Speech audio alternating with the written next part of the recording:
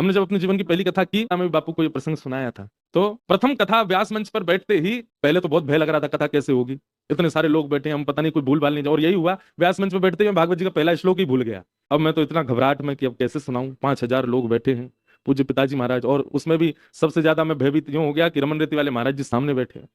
अब वो तो पूरी कथा बिल्कुल गंभीर होकर के सुनने को बैठते हैं। पहली बार व्यास मंच पर बैठे, हमने अपने गुरुजी पिताजी महाराज के गुरुजी का चित्र रहता, उनका स्मरण किया मैंने, हे गुरुदेव भगवान कृपा करो, कैसे भी करके आपने अपने शिष्य की तो नैया पार कर दी, अब शिष्य की नैया पार करो। तो प्रथम दिन की कथा गुरु कृपा से ठीक ठाक हो गई। अब प्रथम प्रयास में इतना भी ठीक कुछ हो जाए तो व्यक्ति को एक सूक्ष्म अभिमान आ जाता है, और वो हम में आ गया। सब लोग इतनी प्रशंसा कर रहे थे, हमारी बहनें, हमारी माताजी सब इतने प्रसन्न, बोले वाह लाला तो बन गया वक्ता। और हमको अभिमान हो, मैंने कि देखो क्या बढ़िया कथा सुनाई है सबको, सब लोग प्रसन्न हो रहे हैं।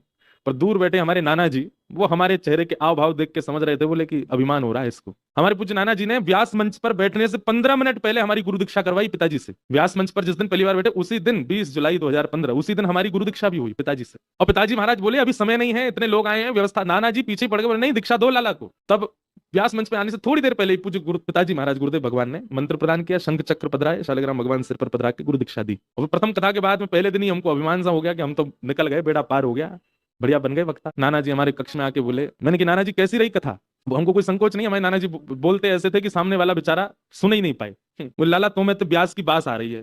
मैंने कि है, आप ऐसा क्यों कह रहे हैं, कितनी बढ़िया तो कथा। बोले अभिमान कर रहा है लाला तू कि तूने बहुत बढ़िया कथा करी। मैंने कहा नहीं नाना जी अभिमान नहीं, लेकिन देखो ना पहली बार हम मंच पे बैठे कितना बढ़िया बोले। हमारे नाना जी ने तब मान दूर किया और क्या बोले, हमने इसीलिए तुम्हारी गुरु दीक्षा करवाई थी व्यास मंच पे जाने से पहले। तुम्हारे पिताजी कितनी कथा कर चुके। मैंने कहा 1500 कथा हो गई पिताजी की। उस समय 1400 कथा कुछ हुई थी, 1200, हाँ 1200 कथाएं हुई थी 2015 में, अभी 1500 के आसपास हो गई।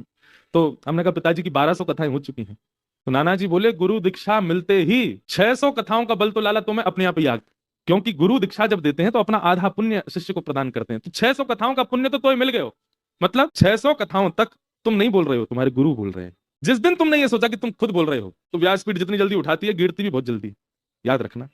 और फिर दूसरी बात नाना जी बोले तुम्हारे गुरु ही तुम्हारे पिता हैं, इसलिए वो आधा पुण्य क्यों देंगे, पूरा ही देंगे। तो 1200 कथा जब तक चले लाला, तब तक तो यही सोचियो कि पिताजी बोल रहे हैं। जब 1201 भी कथा करवे जावे, तब सोचियो कि अब तू बोल रहा है।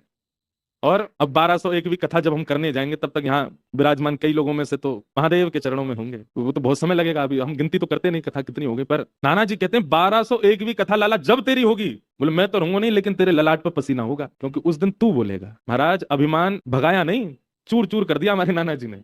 तब से मान होता ही नहीं है, वो करना भी नहीं चाहिए। तो ये बात हम क्यों कह रहे हैं, गुरु कृपा, गुरु कृपा बहुत बलवान है। सूरदास जी को सब कहते हैं आप पे नेत्र नहीं है, आप पे चक्षु नहीं है, आप कैसे देख लेते हो ठाकुर जी ने क्या पहना है। सूरदास जी नित्य मंदिर में जाकर के वह भाव का वर्णन कर देते हैं जो ठाकुर जी पहन करके बैठे हैं।